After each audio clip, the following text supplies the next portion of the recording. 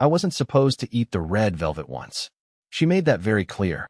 I only made 6, she said, smiling too hard. They're for the toast, okay? Don't touch them yet. That's what Madison told me as she slid the tray into the fridge, like those cupcakes were fragile artifacts instead of dessert. It was our 10th anniversary, and I thought it was cute, her insisting on homemade cupcakes for the little celebration we were having with friends and family. I should have listened, but I didn't. And thank God for that. Later that night, when the guests started arriving and the living room filled with people who apparently loved us, I snuck into the kitchen, pulled one of the red velvet cupcakes from the back, and took a bite. Sweet, moist, cream cheese frosting just right. But something felt odd. There was a crunch. I pulled a tiny, jagged metal object out of my mouth. It was a piece of a charm, a tiny broken letter D, gold-plated. And no, my name doesn't start with D. And neither does hers. That's when I opened the fridge. Behind the tray of perfect cupcakes, tucked in the back, was a small black box. You know, the kind you'd hide jewelry in. Except it wasn't a gift for me. Inside was a bracelet. Delicate, elegant, and engraved with one sentence. 10 unforgettable nights. D. I stood there, holding it like it burned, wondering what kind of idiot I'd been for 10 years. Wondering what kind of man puts a secret like that inside a cupcake box like it's a game. And then I heard her laugh. That high-pitched, flirty laugh she usually saved for me. Except it was coming from the patio, and she wasn't alone. I watched through the kitchen window as she playfully nudged a man I didn't recognize. He leaned into her, said something low, and she laughed again. That's when I realized she wasn't hiding the affair anymore. She invited him to our anniversary party. I closed the fridge, took a breath, and walked back into the living room, cupcake still in hand. People were raising glasses, toasting to 10 wonderful years, and my wife was front and center, practically glowing. She raised her glass and said, "To my husband, my partner, my best friend." And I smiled. Then I raised my own glass, tapped it gently for silence, and said, "And to the man my wife's been sleeping with, who I hope enjoyed his cupcake." Silence. Ice cold, heavy silence. She dropped her glass. And that's just the beginning. She didn't say anything when I made the toast. Just stood there frozen, shards of glass at her feet, blinking like her brain was trying to reboot in real time. People looked from her to me, then to the man still standing by the patio doors, tall, tanned, and sipping from a copper mug like this was just another Thursday night mixer. He didn't look guilty. He looked annoyed. He set his drink down, walked inside, and the crowd parted for him like Moses parting the Red Sea of suburban hypocrisy. My wife, Madison, still hadn't moved, but I watched her eyes track his approach like she couldn't decide whether to run or explain. He stopped 3 feet from me and held up both hands like a guy who's been through this before. "Look, Elwood, right?" he said, like he was confirming a dinner reservation. "This isn't the place." I should have punched him. That's what every man in every movie would have done. But I'm not in a movie. I'm a man who overthinks, who freezes in crisis, who calculates pain instead of reacting to it. So instead of hitting him, I said, "It's not the place, but you still showed up here, at my house, for my anniversary." He smirked. Smirked. "Wasn't my idea." Madison finally spoke then, barely audible. "Derek, please don't." Derek. The D. Of course. I looked at her, and all I saw was someone I didn't recognize. Someone who once cried because I forgot to buy almond milk, now standing wordless as the man she'd been sneaking around with introduced himself to our guests like this was a networking event. He turned and walked to the door without another word. I almost let him go. Almost. But something about how he moved, so familiar, too comfortable, made my stomach twist again. "You've been here before, haven't you?" I asked. He stopped, turned, said nothing. So I pressed again, louder this time. "How many times have you been in my house? Sat at my table? Drank from my mugs?" Still silence, but I saw the twitch in his jaw. "Tell me, Derek," I continued, stepping closer. "How do you know where we keep the wine opener?" "Because I moved it last week. And when you poured your drink, you went straight to the drawer like you knew." That cracked the room wide open. Madison gasped. Several guests looked horrified. Her mother started crying. And Derek? His smirk finally broke. He didn't answer me. He just turned and walked out, pulling his coat off the hanger like he lived there. And the worst part? My wife didn't go after him. She just dropped to the couch, buried her face in her hands, and muttered, I didn't mean for it to be like this. Like this was the problem. Not the months of betrayal. Not the man who walked through my front door like he helped build it. Not the fact that while I was coaching Grayson's soccer games and learning how to fold laundry the way she liked, she was planning a life in the shadows with someone who clearly had his own drawer in our kitchen. That night ended with most of the guests leaving in uncomfortable silence. I slept on the floor of the basement guest room. Not because she told me to, but because I couldn't stomach lying in the bed where she probably texted him goodnight. The next morning, I woke up to the sound of my son crying. And when I found him in the living room holding something in his hand, I knew this wasn't over.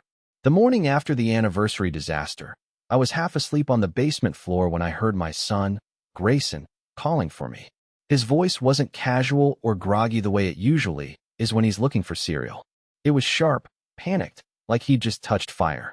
I rushed upstairs, my head pounding, my chest already heavy with the hangover of betrayal, and found him in the living room. He was clutching something in his small hands, his eyes wide with confusion and fear. "Dad?" he whispered, like he thought he was going to get in trouble. I was looking for batteries for my game controller, and I opened the wrong drawer. He held out the object like it was poison. A black leather wallet. Not mine. At first, I thought maybe Derek had dropped it when he stormed out. But when I opened it, my world tilted in a way I wasn't prepared for. Inside was a driver's license, a couple of crumpled receipts, and a keycard to a hotel downtown. The name on the license wasn't Derek's. It was Colton Harris. A different man entirely. I blinked, trying to make sense of it. My wife had already gone to the bedroom, locked the door, and pretended to sleep through the morning chaos. I stared at that wallet like it was written in a language I couldn't decode. Why was there another man's wallet in our house? Why was it hidden in a drawer we barely used? The same drawer where we keep takeout menus and mismatched batteries. I checked the receipts. They weren't even old. 2 dinners at a steakhouse I'd never been to. A purchase from a boutique I know she loves, made just 2 weeks ago. And the hotel keycard? It had the date embossed on it. Last month. I asked Grayson if he had seen it before, and he shook his head, tears forming because he thought he'd done something wrong by finding it. I hugged him and told him it wasn't his fault, but inside I felt like my ribs were caving in. It was one thing to know about Derek. To know my wife had humiliated me with one man. But this was proof of another. Proof that my entire marriage wasn't just cracked. It was an elaborate maze of betrayal I'd been stumbling through blindly for years. I went to the bedroom door and knocked, not gently this time. "Madison, get up." Silence. I knocked again, harder. "Don't play dead. You've been doing that for months." Finally, the lock clicked, and she opened the door just enough for me to see her face. No makeup, no charm, just raw exhaustion. She looked at the wallet in my hand, and her lips parted, but no sound came out. "Who's Colton?" I asked. My voice cracked on the name. I didn't want it to. I wanted to sound strong, in control, like the man I'd promised to be when I said my vows. But instead, I sounded like what I was, a man begging for scraps of truth in a marriage full of lies. Her eyes flickered. Not shock, not confusion, recognition. And that was all the answer I needed. She tried to close the door, but I shoved my hand against it. "You brought Derek into my house last night. You toasted to me while you were staring at him. And now this. Another man's wallet in our drawer? Do you have a rotation schedule I should know about?" She flinched, but she didn't deny it. Not one word. That silence hurt worse than any insult she could have thrown at me. Because denial meant she still cared enough to lie. Silence meant she didn't even think I was worth the effort anymore. I left the wallet on the dresser and walked out before Grayson could see me break down again. The house felt like a crime scene. Every room tainted, every memory poisoned. I ended up in the garage, sitting on the cold cement floor, staring at the wall like it could give me answers. That's when my phone buzzed. It was a text message. Unknown number. Just 5 words that froze my blood. "Ask her about the attic." I stood at the bottom of the attic stairs longer than I should have. My hand hovered over the pull cord like it might bite. The message was still burning in my pocket. Ask her about the attic. I hadn't shown it to Madison. I hadn't asked her anything. Some part of me already knew what I'd find up there. Or worse, who I'd find. The attic in our house was barely used. Just insulation, holiday decorations, and a few sealed boxes from our last move. We never kept valuables there. It was too dusty, too hot, and always smelled faintly of old paper and broken promises. But the cord gave way with a soft snap, and the ladder dropped down with a creak that made the hair on my neck rise. I climbed up slowly, each rung groaning under my weight, like the house itself didn't want me to know. The moment I got up there, I saw it, a duffel bag. Not ours. Not one I recognized. It was resting on a flattened cardboard box, partially hidden behind an old artificial tree and a shattered mirror we'd meant to toss years ago. The bag was black, smooth, and newer than everything else in that attic. Like it didn't belong. I unzipped it slowly. Inside were two burner phones. Both still powered on. Both charging from a portable power bank that was nearly out of juice. I felt like I'd stumbled into someone else's life. This didn't belong to me. This wasn't the marriage I knew. I had to sit down for a second because my knees just gave out. There were notebooks in the bag. Handwritten. Not Madison's handwriting. I knew hers better than my own. These pages were filled with notes, names, dates, times, addresses. At first, it looked like some kind of journal, maybe even a log. But after the second page, I realized it wasn't a diary. It was a schedule, a record, trips, meetings, rendezvous, and initials, D, H, C, B, over and over again. Different cities, hotels, payments. Tucked into the front pocket of the bag was a folded sheet of paper, an invoice. A literal invoice, with Madison's name on the client line. I stopped breathing. The paper wasn't from a hotel or a car service. It was from a private concierge agency. I won't name it here, but it was one of those underground relationship management companies you hear about in Reddit horror stories or the dark parts of the internet. Discreet. High-end. Cash only. She wasn't just cheating. She was organizing it. Systematically. Like a project. I felt like I was sinking into the insulation around me, like the house itself wanted to swallow me whole. I sat there in that awful, dusty silence, reading about the double life of the woman I'd built mine around. She had calendars, rotations, prepaid accounts under aliases. I didn't know what was worse, the betrayal or the sheer effort she had put into maintaining it. One of the notebooks had our wedding date written across the top in red pen. Underneath it, 10 years. Time to move on. Time to move on. Like I was an apartment lease she had decided not to renew. I must have stayed up there for an hour. Maybe more. I didn't cry. I didn't scream. I just kept flipping pages, reading line after line of appointments and hotel names and messages to see, asking for one more weekend before the reset. When I finally came down, the house was quiet. Grayson had gone to stay with my sister for the night. I had texted her earlier, telling her that things weren't okay and that I needed a night to clear my head. She didn't ask questions. God bless her. Madison was sitting at the kitchen table, drinking wine and pretending to scroll through her phone. Her eyes were puffy, but I don't know if it was from crying or exhaustion. She looked up at me, and for the first time, she didn't fake a smile. I dropped the bag on the table in front of her. She didn't even flinch. I went to the attic, I said. My voice was low, flat, dead. You should have burned it. She stared at the bag, then at me. She didn't touch it. I was going to, she said softly. I just couldn't let go yet. That sentence broke something in me. Not because of what she said, but because she said it like I was the thing she was struggling to release. Like I was a chapter she hadn't quite finished rereading. Not a person, not a father, just a loose end. I nodded once, slowly, and walked away. I didn't yell. I didn't argue. I didn't demand explanations. There was nothing left to salvage. Not after that attic. But before I left the room, I said one last thing. Don't worry, I'll be the one to take out the trash this time. The next morning, I went to work like a man possessed. I hadn't slept. I hadn't eaten. I just sat in the car outside my office for a full 40 minutes staring at my own reflection in the windshield, wondering if I even recognized the man I'd become. My mind kept circling back to those burner phones, to the initials in her notebook, to the phrase "time to move on" written under our wedding date like I was some corporate asset past his expiration date. I work in tech, a mid-sized app development company with decent benefits and even better gossip. And when I walked into the building, still wearing the same wrinkled shirt from the day before, people noticed. I could feel eyes on me. Not just the "you look like hell" kind of stares. These were different. Hesitant. Curious. Guilty. My cubicle neighbor, Brenna, wouldn't even meet my eyes. She just muttered "hey" and buried herself in a spreadsheet like it had the cure for shame printed in the fine print. I didn't think much of it at first. I figured maybe word had gotten around about the disaster of a party. I didn't care. The pity was manageable. What wasn't manageable was what I saw when I opened my inbox. At the very top, a calendar invite. Sent 3 days ago. Subject line: Strategy Lunch, C&M. Participants: Colton Harris, Madison Connors.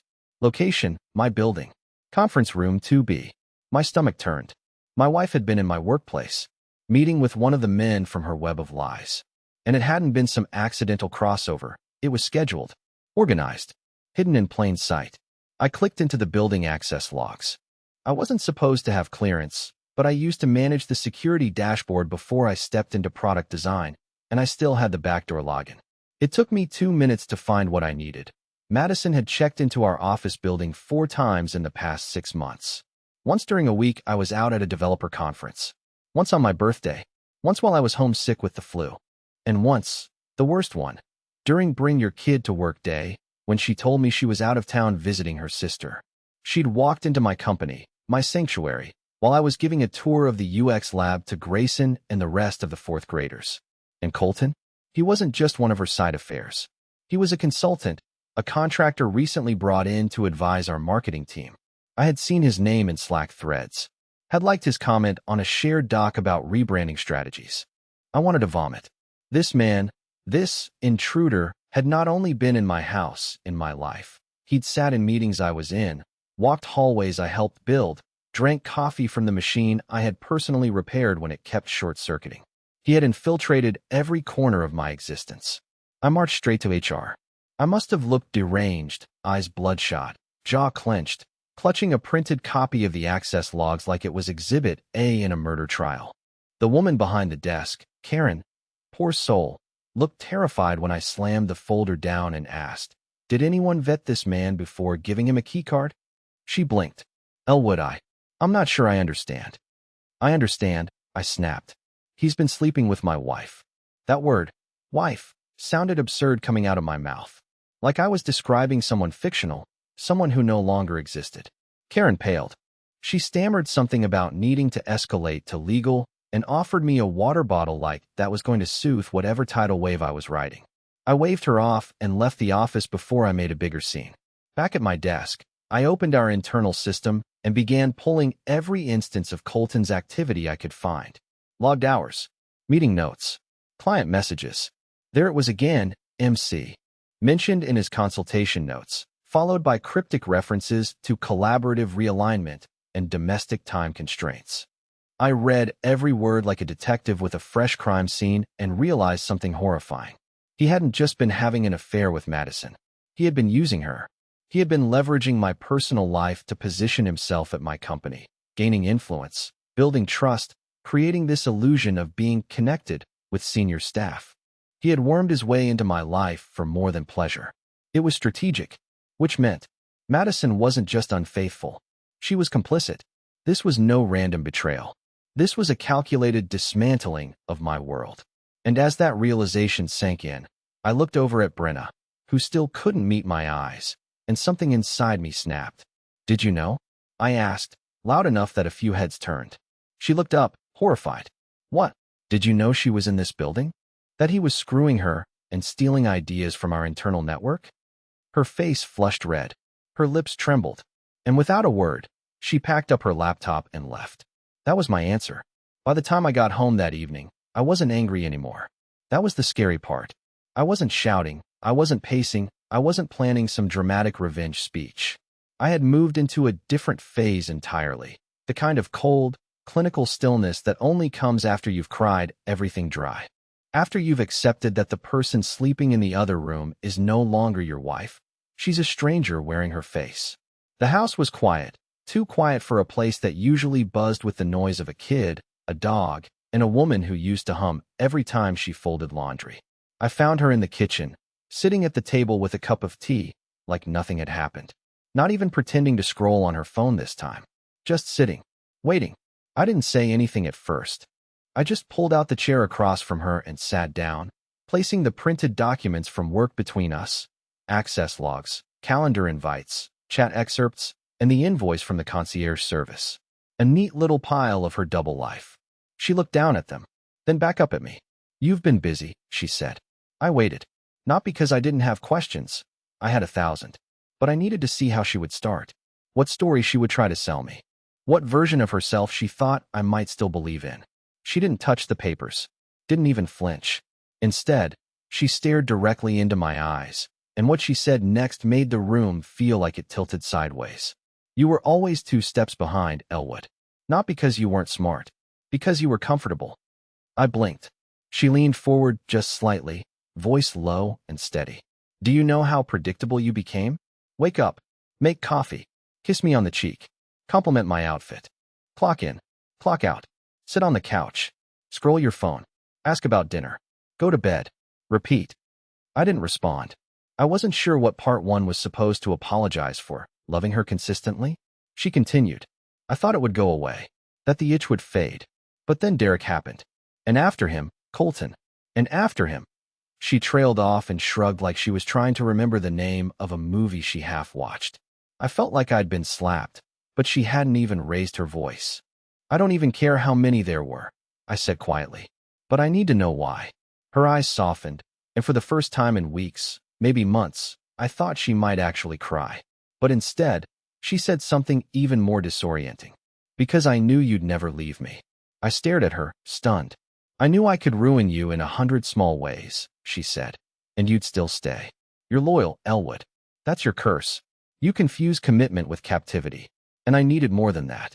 I needed someone who made me feel alive again. I should have stood up. Should have screamed. Should have called her every name in the book. But all I could do was sit there, hearing every word and feeling it not just in my ears, but in my chest, like it was drilling into my ribs. She wasn't sorry. Not really. She was just done pretending to be the person I thought she was. I asked her one last question. Was anything real? She tilted her head, thoughtful. Grayson, she said finally. Grayson is the only thing that ever made me feel like I was exactly where I was supposed to be. I nodded. That answer was both a relief and a final wound. I stood up slowly and said, You'll hear from my attorney by Monday. Her face didn't change. She just said, I figured. Before I walked out, I turned back and added, You'll have to explain all this to Grayson. I won't protect you from that. Not anymore. She didn't argue. I left her sitting there in the kitchen, surrounded by evidence and silence, the tea gone cold in front of her. That night, I checked into a hotel. I didn't cry. I didn't drink. I didn't scream into a pillow. I just laid there in the dark and tried to remember what it felt like to love someone who hadn't already planned your exit for you. 3 days passed before I saw Grayson again. I'd moved into a short-term rental across town, some mid-century little box of a house with beige walls and half-dead succulents in every room. The kind of place that smells like Lysol and loneliness. It wasn't home, but it wasn't hers, and that made it enough for now. My sister had been keeping Grayson while things settled, or at least while I figured out how to explain the unexplainable to an 8-year-old who thought love was permanent and parents were superheroes. I wasn't ready. I didn't want to see the confusion on his face, or worse, the guilt. Kids always think they caused the storm, even when they're just trying to stay dry in it. But then on Saturday morning, I got the call. Grayson's asking to see you, my sister said. He's been quiet. Not sad exactly, but focused, like he's working something out in his head. I picked him up that afternoon. He didn't run to me. He didn't smile. He just looked up at me like he wasn't sure which version of me he was going to get. The dad who told bedtime stories, or the broken man who disappeared without saying goodbye. We drove in silence. When we got to the rental, I opened the front door and said, You can pick any room, even the one with the weird rug. He didn't laugh, just wandered in, dragging his little overnight bag behind him like it weighed 100 pounds. He didn't unpack, just sat on the couch and stared at the blank television screen until I sat beside him. After a few minutes, he turned to me and said, I need to show you something. But you can't tell Mom I had it. My heart froze. That sentence was so heavy, so adult, it felt like it didn't belong in his mouth. I nodded and told him he could trust me. He unzipped the side pocket of his bag and pulled out a folded sheet of notebook paper, the kind from one of those school composition pads. On the outside, written in blue crayon, was one word. Dad. Inside was a letter. Handwritten. Sloppy spelling. A few words crossed out. But it was hers. Madison's handwriting. It wasn't dated, but I knew it had been written before the anniversary. possibly even months earlier. It started with something I never expected. If you're reading this, it means I didn't go through with it. The letter was a confession, but not the kind that asks for forgiveness. The kind someone writes to prepare themselves in case they get cold feet. She admitted everything. Derek, Colton, even someone else, unnamed, just an initial, R. She said she didn't know how it got this far. That it started as a distraction, something to wake her up from the dull routine of our marriage, and then spiraled into something she didn't recognize. She wrote about feeling like she was living two lives, and the more she fed the second one, the more hollow the first one felt. But the part that broke me? Grayson deserves better than a mother who's lying to his face. And Elwood, he deserves someone who loves him out loud, not just out of obligation. She knew. She knew she was dismantling something sacred, and she was scared enough to write it down. But she never gave it to me, never burned it, never even tried to explain. And somehow, Grayson ended up with it. I looked over at him. Where did you get this? He shrugged. I found it in the back of her closet. Inside a book. I was looking for my tablet, and it fell out. He paused. I read it a few times. I thought maybe it was for you, but she never gave it to you. So I took it. I didn't want her to throw it away. I couldn't speak. Not right away. My son, 8 years old, had been carrying the emotional weight of this mess like it was a secret mission. Like it was his job to protect both of us from what she couldn't admit out loud. I pulled him close, hugged him tighter than I ever had, and whispered, "You did the right thing. Thank you." He asked me one question that night before bed, one I wasn't ready for. If she didn't mean to hurt us, why did she? I didn't have an answer. I still don't. But that letter, it changed something. Not because it made me forgive her, I didn't. Not because it explained her actions, it didn't. But because it showed me that at some point, even if briefly, she realized the magnitude of what she was about to destroy. And she still did it anyway. That kind of cowardice? That's something you never come back from. The morning I officially filed for divorce, I wore a clean shirt. It sounds dumb, but it mattered. For weeks, I'd been existing in this haze of survival. Crumpled clothes, unwashed coffee mugs, random meals eaten over the sink. But that day, I showered, shaved, ironed my shirt, and walked into the courthouse like a man who still had control over his name, even if someone else had dragged it through the dirt. I didn't tell Madison I was filing. There was nothing left to talk about. She'd said everything in that letter she never meant me to read. And I'd already said everything I needed to, with silence, with distance, with finally walking away. But the most unexpected part? I didn't feel broken anymore.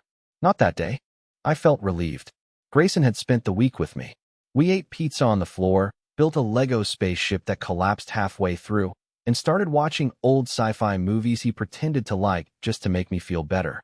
And I think, in some backwards cosmic way, we were healing each other. He didn't ask about his mom again. He didn't need to.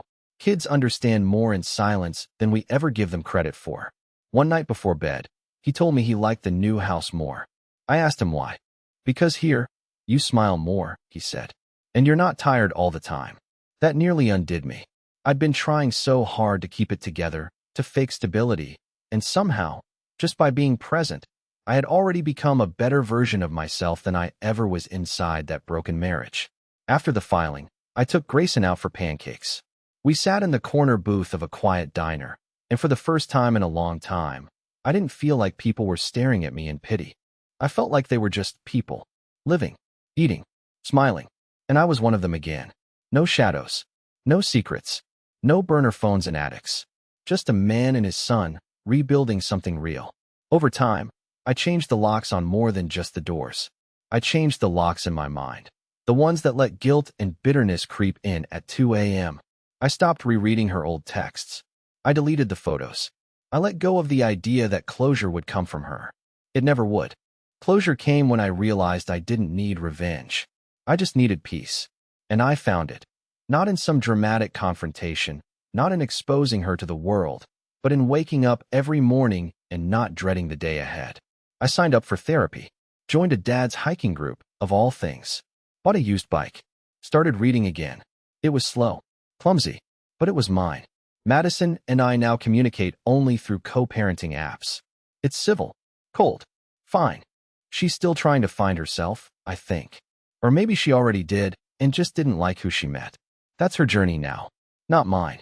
I keep the letter she wrote locked away, not out of sentiment, but as a reminder of who I was, how far I fell, and the version of myself I swore I'd never become again.